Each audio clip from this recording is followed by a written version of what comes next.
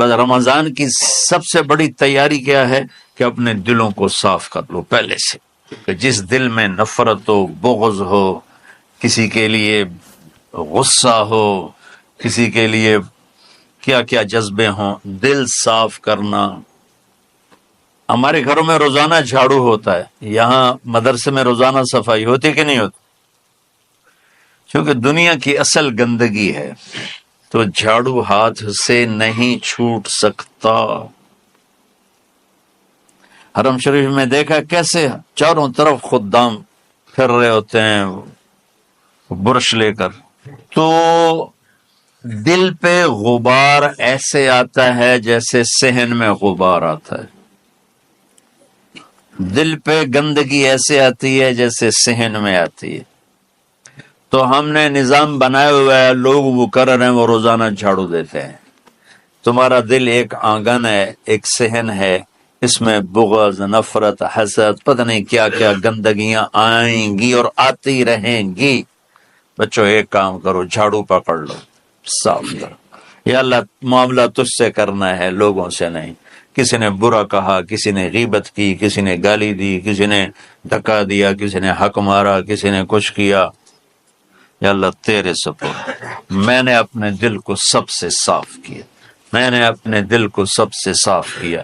یہ اتنی بڑی عبادت ہے کہ بڑے بڑے نفلوں والے، تہجد والے، حج عمرے روزے والے تمہیں نہیں پکڑ سکیں گے، کیونکہ اس کا کرنے والا دنیا میں کوئی نہیں ہے۔ نفل پڑھنے والے تو بے شمار ہیں، عمرے کرنے والے بے شمار ہیں، علماء بے شمار ہیں، حاجی بے شمار ہیں، سخاوت کرنے والے بے شمار ہیں، لیکن اس ٹکڑے کو صاف کرنے والا لاکھوں میں ایک بھی نہیں ہے۔ مشکل کام ہے، آپ یہ سیکھ لیں، صاف کرو، صاف کرو، صاف کرو۔ یہ رمضان کی سب سے بڑی تیاری اور علم کو حاصل کرنے کی سب سے بڑی چابی ہے کہ اپنے دل کو کھلا کر لو۔ کوئی چیز خالی ہوگی تو کچھ آئے گا۔ جس دل میں بغض بھرا ہو، نفرت بھری ہو، حسد بھرا ہو، کینہ بھرا ہو، اس میں خاک آئے، اس میں تو علم کی ایک کرن بھی نہیں آئے گی۔ تو زبان سے چاہے جتنے مرضی موتی بکھیرے، دل اس کا اندھا ہوگا۔ لا تعمل ابصار ولكن تعمل قلوب التي في الصدور۔ یہ آنکھوں سے اندھے نہیں، دل سے اندھے ہیں۔ تو بچوں اپنے دل کو صاف کرنا سیکھو۔ وہ کتنی مشہور حدیث ہے، آپ نے کہا اس دروازے سے ایک جنتی آ رہا ہے، تو ایک انصاری صحابی داخل ہوئے، جوتا ہاتھ میں، داڑھی میں وضو کا پانی۔ اگلے دن اس دروازے سے ایک جنتی آ رہا ہے، تو ایک صحابی آئے، ہاتھ میں جوتا، داڑھی میں وضو کا پانی، وہی صحابی۔ اگلے دن اس دروازے سے ایک جنتی آ رہا ہے، تو وہی صحابی 3 دن جنت کی بشارت لیا۔ اس صحابہ کی جماعت میں ایک شخص ہیں جن کا نام ہے عبداللہ بن عمرو بن عاص۔ ان سے بڑا عبادت گزار صحابہ میں کوئی نہیں تھا، نہ سابقین میں، نہ متاخرین میں، نہ پہلوں میں، نہ بعد والوں میں۔ ان کی عبادت کیا تھی؟ ساری رات جاگنا، سارے دن کا روزہ، اور ایک ختم قرآن صبح سے شام۔ اتنی اللہ نے طاقت دی تھی۔ پھر وہ غلوب والی بات آ گئی، ایکسٹریم ہونے والی بات آ گئی۔ ان کی شادی والی رات حجلہ عروسی میں داخل ہو رہے ہیں، دلہن کے کمرے میں داخل ہو رہے ہیں، اور مصلی بچھا کے اللہ اکبر، اور دن نفل تے نفل، دن نفل تے نفل۔ تو ان کی بیگم نے دیکھا تو وہ بھی خیر کا زمانہ تھا، انہوں نے بھی وضو کیا اور پیچھے مصلی بچھا کے وہ بھی فجر تک نفل پڑھتے رہے۔ صبح ہوئی تو حضرت عمر بن عاص رضی اللہ عنہ نے پوچھا بیٹی رات کیسی گزری؟ کہا جی ماشاءاللہ آپ کے بیٹے تو بڑے عبادت گزار ہیں، ساری رات نفلوں میں ہی گزری۔ تو وہ ان کو شکایت کر دی۔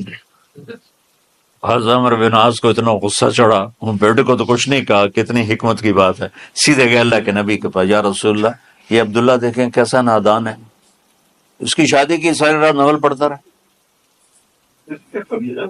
تو آپ کہتے ہیں ماشاء اللہ کتنی بڑی بات ہے، نفلوں میں گزر گئی، رات بھی نفلوں میں گزر گئی۔ تو آپ نے حضرت عبداللہ بن عمر کو بلا کے ڈانٹا کہ تو نے مہینے میں 3 دن روزے رکھنے ہیں، بس اس سے زیادہ نہیں رکھنے، اور ہفتے میں 1 قرآن ختم کرنا ہے۔ کہا یا رسول اللہ میرے اندر طاقت زیادہ ہے۔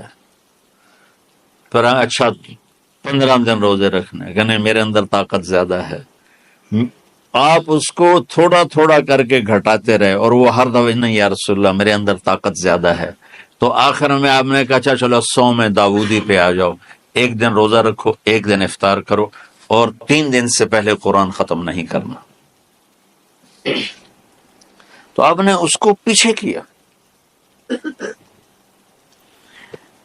یہ بیٹھے تھے اس محفل میں، ان کے دل میں آیا کیا یہ بزرگ مجھ سے زیادہ عبادت کرتا، رات میں ساری جاگتا ہوں، دن روزہ رکھتا ہوں، 1 ختم کرتا ہوں، تو جنت کی بشارت تو مجھے ملنی چاہیے تھی، ان کو کیسے مل رہی؟ یہ کسی کتاب میں نہیں لکھا کہ یہ ان کا جذبہ تھا، لیکن جو کہ میں ان کی سیرت کو جانتا ہوں تو مجھے خیال آتا ہے کہ ان کی نفسیات میں یہ بات آئی ہوگی، چونکہ صرف انہیں کو خیال آیا کہ میں جا کے دیکھتا ہوں کہ یہ بزرگ کیا کرتے ہیں۔ تو ان کے پاس پہنچ گئے، چاچا ذرا، وہ ادھیڑ عمر تھے، چاچا وہ میرے ابا تھوڑے ناراض ہیں، کچھ دن آپ کے پاس گزارنا کا، بیٹا بسم اللہ آ جاؤ۔ اب رات ہوتے ہی عشاء کی نماز پڑھ کے انہوں نے جلدی سے چادر اوپر لی اور یوں سراغ کر کے ان چاچا کو دیکھنے لگے ایسے کر کہ اب یہ کیا ساری رات سجدہ کرے گا، اور ساری رات روتے روتے روتے روتے مسلح گیلا ہو جائے گا، یا ساری رات رکوع کرے گا، ساری رات قیام کرے گا، ساری رات قرآن پڑھے گا، اس تصور سے یوں دیکھ رہے۔ اور وہ بزرگ صحابی تشریف لائے، سرانے پہ سر رکھا، اللہم بسم کا موت و احیا، ہو گئے۔ اب یہ دیکھ رہے ہیں ابھی اٹھیں گے، ابھی اٹھیں گے، ابھی اٹھیں گے، اٹھے نا، فجر کی اذان پہ اٹھے۔ اب یہ تو حیران پریشان ہو گئے کہ یہ کیا ہو؟ اس زمانے میں تو منافق تہجد نہیں چھوڑتے تھے ڈر کے مارے کہ پتہ نہ چل جائے ہمارے کفر کا۔ تو یہ چاچا جنت بھی لے گیا تو ستا بھی پیا کہ چلو کل دیکھوں گا۔ اگلی رات پھر چادر سر پہ کر کے یوں سوراخ کر کے لیٹے ہوئے اور دیکھ رہے۔ چاچا پھر تشریف لے اور سرانے پہ سر رکھا، اللہم بسم کا موت و احیا، ہو گئے۔ فجر کی اذان پہ اٹھے، یہ اور پریشان ہو گئے کہ میرا نبی کا فرمان تو سچا ہے، اس میں تو شک بھی کفر ہے، لیکن عمل کیا ہے جس پر اس کو جنت کی بشارت ملی؟ 2 رکعت نفل بھی نہیں۔ اور آج کے دور میں تم میں سے ماشاءاللہ اکثر بچے تہجد پڑھتے ہیں، کیا 1 رات اور دیکھوں گا، پچھلے اللہ بسم کا منہ تو ساری رات۔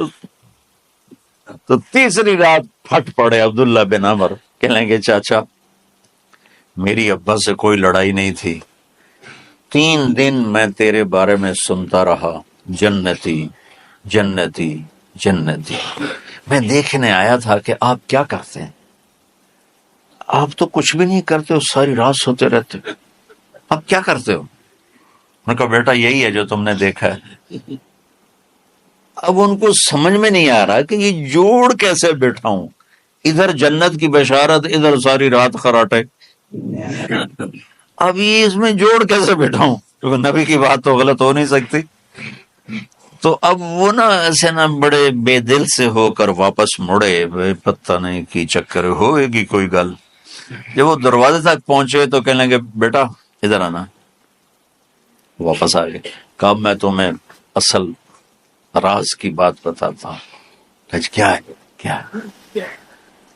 تو یہاں ہاتھ رکھا کہ یہ جو دل ہے نا، اس میں کسی انسان کی نفرت نہیں ہے۔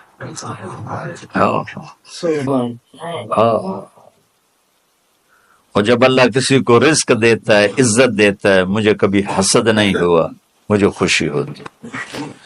تو عبداللہ بن عمر نے کہنا تھا ہاں یہ بات ہے، نہیں، انہوں نے کہا ہاذا ہوا، اچھل کے کہنے لگے ہاذا ہوا، ہاں ہاں ہاں یہی ہے یہی ہے یہی ہے۔ پھر کہنے لگے چاچا پر یہ میرے بس کا نہیں،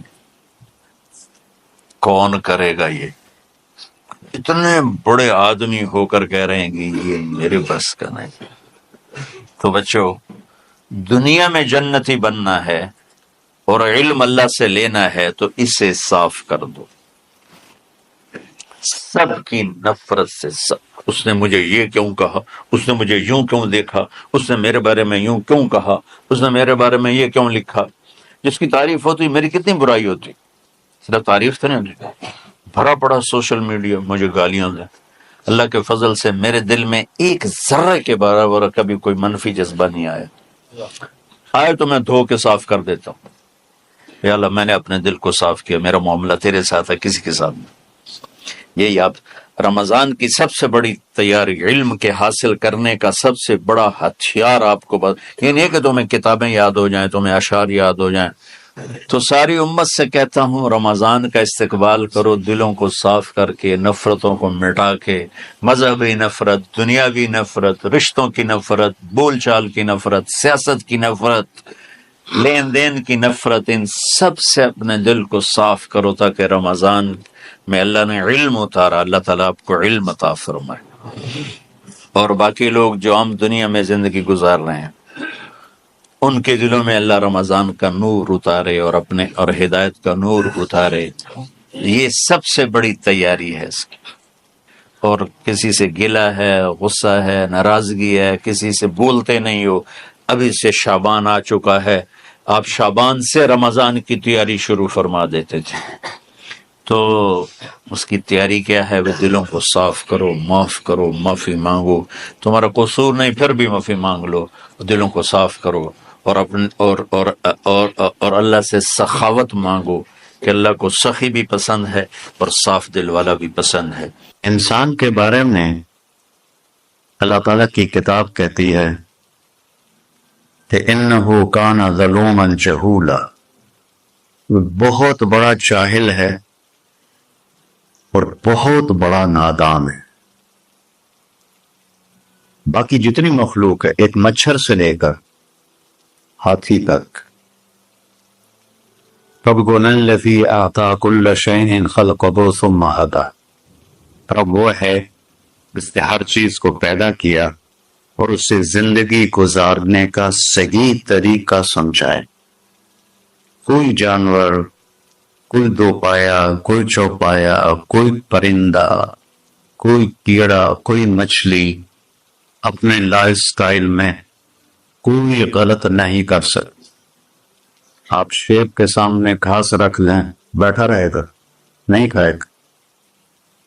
گوشت رکھیں گے تو کھائے گا۔ بکری کے سامنے گوشت رکھ دیں، نہیں کھائے گا۔ گھاس رکھیں، کھائے گا۔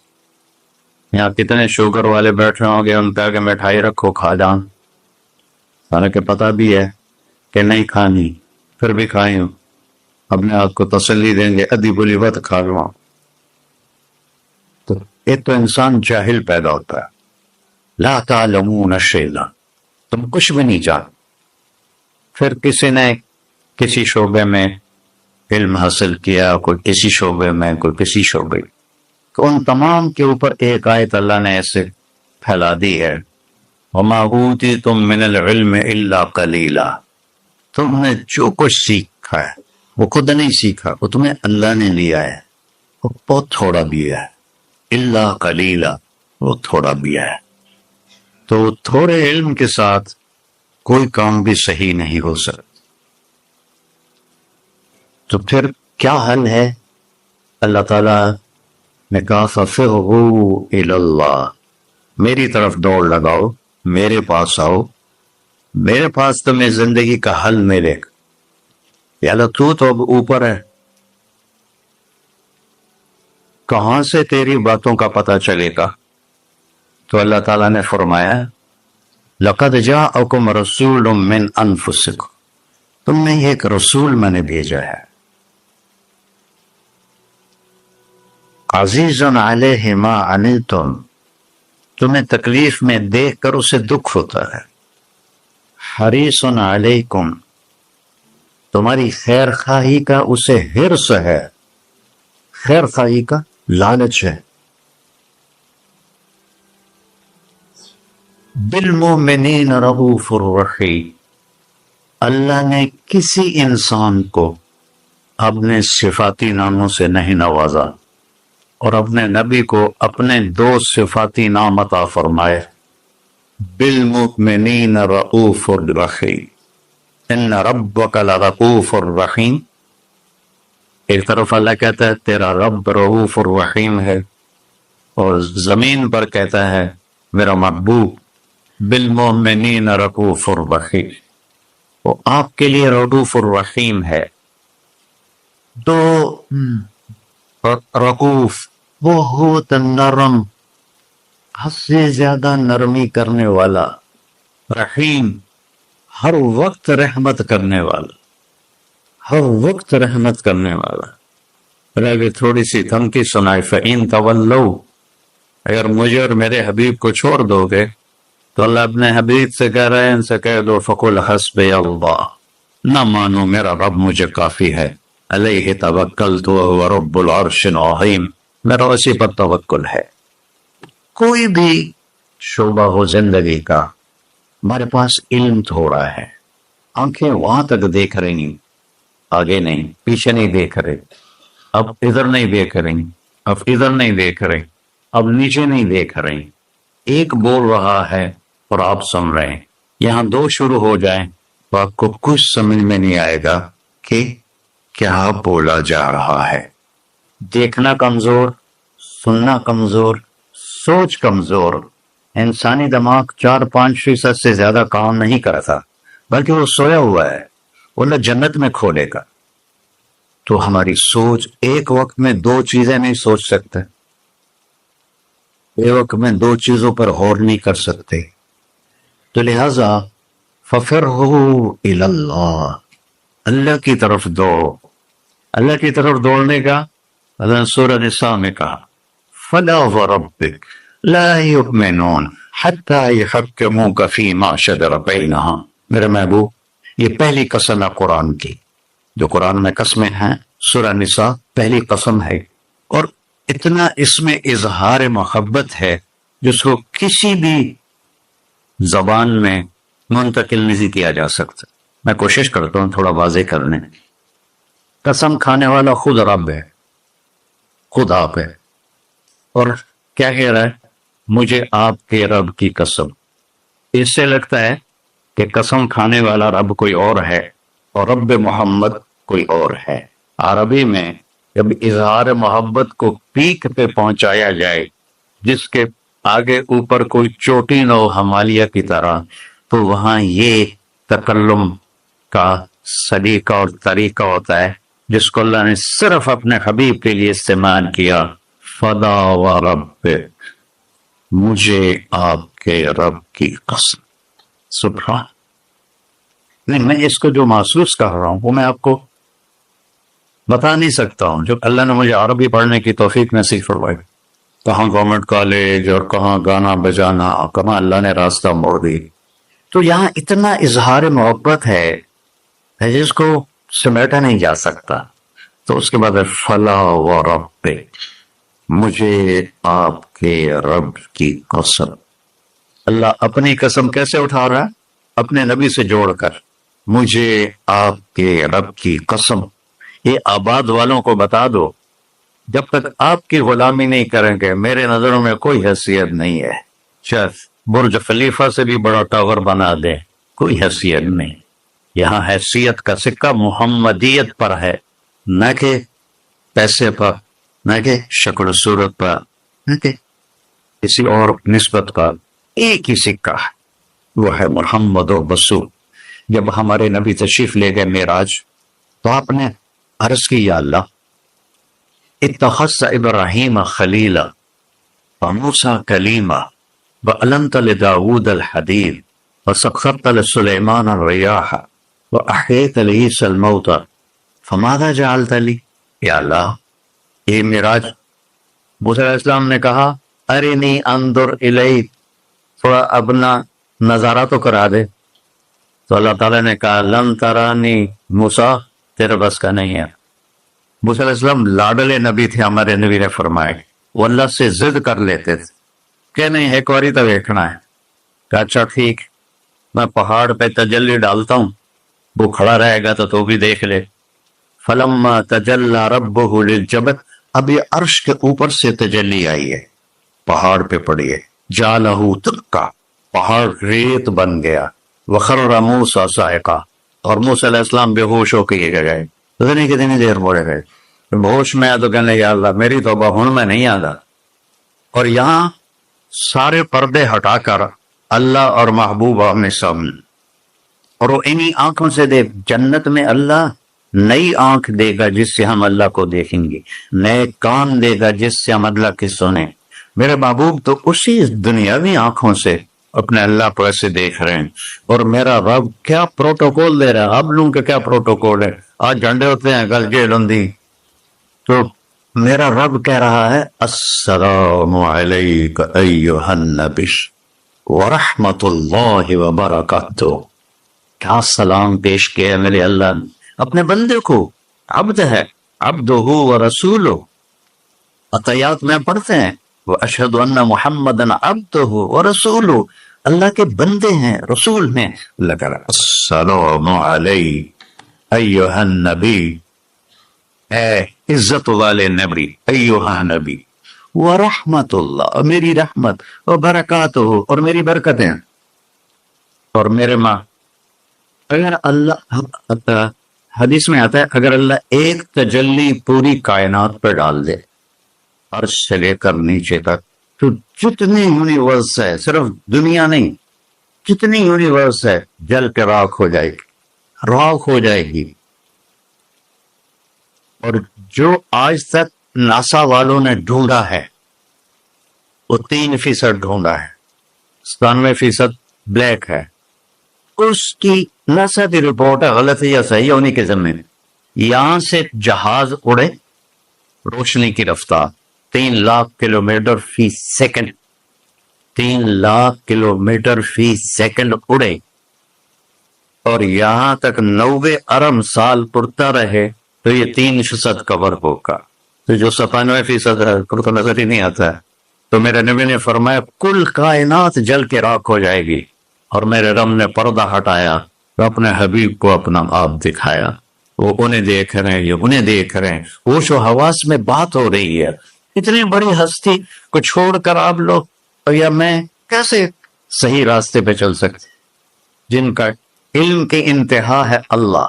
اور جس نے اللہ کو دیکھ لیا ہو اس کے علم کو کوئی پہنچ سکتا ہے. پھر آپ نے فرمایا جیسے میں آگے دیکھتا ہوں میں پیچھے بھی دیکھتا. اللہ مجھے پیچھے بھی دکھا تھا آگے بھی دکھا تھا. آپ نماز پڑھا رہے تھے نماز چلنا شروع کر دیا. چلتے چلتے چلتے دیوار کے ساتھ کھڑے ہو. آپ کے زمانے میں محراب نہیں ہوتا. محراب اور مینار یہ 2 چیزیں حضرت عمر بن عبدالعزیز نے اضافہ کھڑے رہے پھر پیچھے ہٹنا شروع کیا اور مسلح کے کنارے پر جا کر کھڑے ہو. اب سارے صحابہ پریشان کہ ایک ہی ہو گیا پہلے تک کبھی ہوا نہیں. تو جب آپ نے سلام پھیرا یا رسول اللہ یہ آپ نے کیا کیا نماز کے اندر ہماری تو سمجھ سے باہر ہے. اب نے کہا جب میں آگے بڑھا تو مجھے جنت نظر آ رہی تھی اور اس کے انگوروں کے گچھے اس کی دیواروں کے باہر نظر آ رہے تھے. ان کو دیکھ کے میں آگے چلے. اور جنت کہاں ہے 7ویں آسمان پہ فاؤنڈیشن بغیر لوہے بغیر بجری بغیر سیمنٹ کے بغیر یہ اینٹوں کے اللہ کے امر کی فاؤنڈیشن ہے اور اس کی چھت اللہ کا عرش ہے. اور پھر وہ 7ویں آسمان سے ادھر بھی باہر نکلی ہوئی ہے جیسے اب لنڈر ڈالتے ہیں ادھر بھی باہر نکلی ہوئی ہے ادھر بھی باہر نکلی ہوئی ہے. اور اس دنیا کو جتنا بھی آپ آباد کر لو یہ ہو بھی تو نہیں نہ مٹنا تو ہے اس نے کہ اس کو بنانے والے نے آبادی کے لیے بنایا ہی نہیں ہے. ہاں چند دن کے لیے آئے ہیں تو اپنی ضرورتوں کو اللہ رسول کی منشا کے مطابق پورا کریں اور جائیں اپنے گھر. تو میرے نبی وہ دیکھ رہے ہیں. اور پھر کہنے لگے آپ پیچھے کیوں ہٹے؟ کہ پھر اللہ نے مجھے جہنم دکھائی. جہنم کہاں ہے؟ اس کو میرے نبی نے فکس کر کے بتایا جیسے جنت کو بتایا؟ نہ، اللہ نے بتایا ہے وہ بھی اوپر ہی. جب مجھے جہنم نظر آئی، اس کے شعلے نظر آئے تو ڈر کے میں پھر پیچھے ہٹ گیا. اب بتاؤ، جو اتنی بڑی آنکھ رکھتا ہو آپ اس کی بات کو نہ مانیں اور بازار کی بات مانیں تو ہم سے بڑا کوئی بیوقوف ہے؟ میرا نبی کہتا